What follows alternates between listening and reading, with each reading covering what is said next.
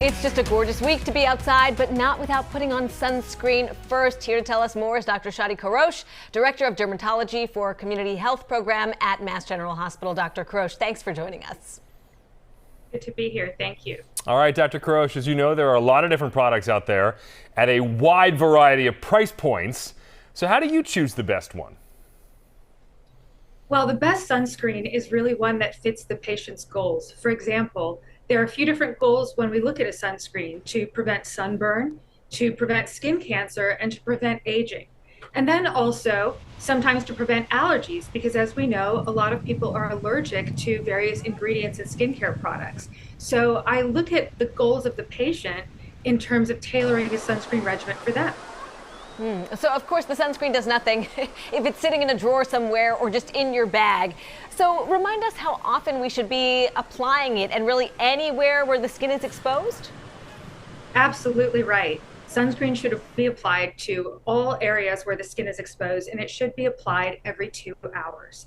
Now, for people that are sensitive and allergic to a lot of things, mineral-based sunscreens are best, those that contain zinc, titanium, or iron oxide as the active ingredient, rather than those big, long chemical names that you might see when you read the label.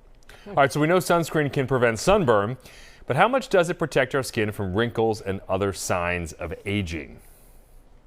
Well, to prevent against skin aging, we actually really need a higher level of sun protection, because we have found in recent years that it's not just the ultraviolet rays that we normally think of when it comes to skin aging, but also visible light, infrared radiation, which is heat, and even pollution, which can cause skin aging. So we really need a higher level of sun protection. Usually the mineral-based sunscreens like zinc, titanium, and iron oxide are helpful because they protect against a broader array of the rays that are coming from the sun, including visible light and infrared radiation. Now, for pollution, we also need another higher level of a plan, because we have found that pollution can actually settle on the skin and corrode the skin barrier. So we really need a good cleansing regimen, as well as antioxidants and mineral sunscreens to protect for that.